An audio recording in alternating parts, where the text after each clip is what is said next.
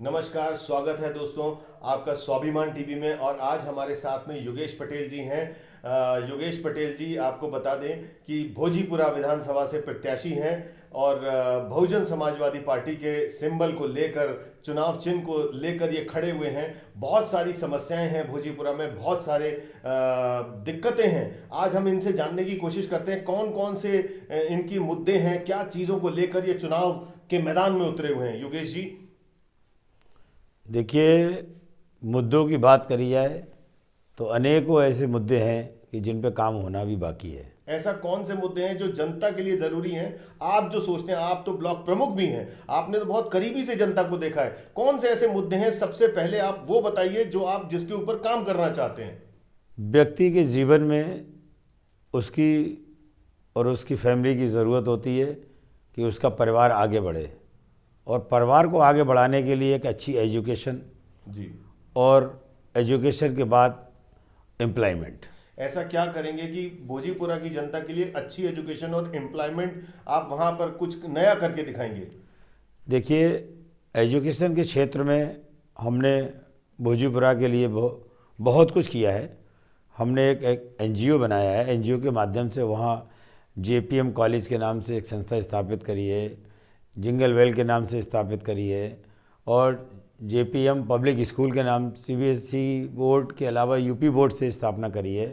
और हमारा जो आगे प्लान है, हम एक एग्रीकल्चर यूनिवर्सिटी बनाना चाहते हैं कि ये भोजीपुरा के लोग हमेशा हमेशा के लिए याद करेंगे कि यहाँ जब यूनिवर्सिटी बनती है तो पूरे प्रदेश के लोग वहाँ आते हैं और हमारे भोजीपुरा का विकास ऑटोमेटिक स्वतः ही आगे बढ़ जाएगा।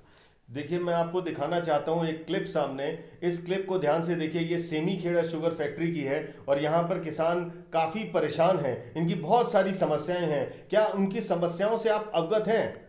सेमीखेड़ा चीनी मिल की अगर हम बात करते हैं तो सेमीखेड़ा मिल की जो हालत है वो जर्जर हालत है। जी। यहाँ के राजनीतिक व्यक्तियों ने कभी उसकी चिंता नहीं करी। अगर करते तो यहाँ का जो प्रोडक्शन है उसकी कैपेसिटी बढ़ाने के लिए इसकी आवाज़ बरसों से उठ रही है। बिल्कुल ठीक कहा। लेकिन उसका कोई समाधान नहीं है, उसकी जो डिमांड है उसका कोई सल्यूशन आज तक ना ही गवर्नमेंट ने निकाला है और ना ही वहाँ के जो पॉलिटिशियन हैं, जो विधायक रहे हैं, उन्होंने उसके लिए कोई चिंता व्यक्त नहीं करी है। हम लोगों ने सर्वे कराया था, वहां पर जो सड़क भी है उसका निर्माण नहीं हुआ। वहां कीचड़ है, वो मेन मुख्य सड़क के को आप देख सकते हैं सामने। इसमें भी बड़ा दिक्कतों से वो लोग जाते हैं, 12-12 घंटे इंतजार करते हैं और उसके बाद समय पे भुगतान नहीं हो पाता। 3-3 महीने अभी तक भुगतान नहीं हो पाया है उनके गन्ने का। तो आपके सामने अगर ये समस्या है तो आप इसको कैसे दूर करेंगे यदि आप जीत जाते हैं? देखिए, जहाँ तक बात करें हम ट्रांसपोर्टेशन की, तो जो लोग एक्टिव एमएलए रहे हैं जी। वो अपनी विधानसभा के लिए एडिशनल फंड्स भी ऊपर से लाए जा सकते हैं जी। लेकिन ये वही लोग लाते हैं जो एक्टिव होते हैं। जी। अन्यथा जो विधायक होते हैं वो तो जो फंड आ गया उसी फंड से काम कर लिया, जो सरकार की योजना आ गई उसको इस्तेमाल कर लिया। पुरानी कहावत है कि जब तक बच्चा रोता नहीं है तब तक उसको माँ दूध नहीं पिलाती है। तो एक एमएलए की जिम्मेदारी है कि हमारे क्षेत्र की जो ज़रूरतें हैं उनको समझे और उनको ऊपर जाके सदन में रखे। विधानसभा में जब आप रखेंगे तो उसका सलूशन होगा। लेकिन आपने देखा होगा यहाँ से कितने विधायक रहे हैं जो सदन में बोलते हैं, वहाँ जाके सिर्फ सदन को अटेंड करते हैं, ना कि सवाल उठाने का काम 9 में से 2 विधायक नहीं करते हैं। देखिए, भोजीपुरा की जनता जो इस समय इस वीडियो को देख रही है अपने कमेंट डाल सकती है। आपके कमेंट के माध्यम से फिर हम आपसे जुड़ेंगे, फिर इस समस्या के समाधान के रूप में योगेश जी से बात करेंगे। यदि ये प्रत्याशी हैं और यदि ये जीत जाते हैं तो आपकी समस्याओं का कैसे कैसे निदान करेंगे, कैसे कैसे समाधान करेंगे। इसके साथ में चलते चलते इंडस्ट्रियल एरिया भी है। ये बताइए कि इंडस्ट्रियल एरिया के डेवलपमेंट के लिए क्या आप नया करने की सोच रहे हैं? देखिए, भोजीपुरा में इंडस्ट्रियल एरिया एक तो स्वतः ही है, भोजीपुरा इंडस्ट्रियल एरिया। जी। दूसरा, यहाँ पर सीबीगंज में जो इंडस्ट्रियल एरिया है वो भी है, आता है, भोजीपुरा की सीमा में आता है। जी।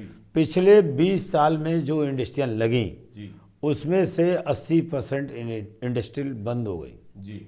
जिसके लिए आज तक यहाँ के किसी भी एमएलए एमपी ने कोई गंभीरता व्यक्त नहीं करी। जी।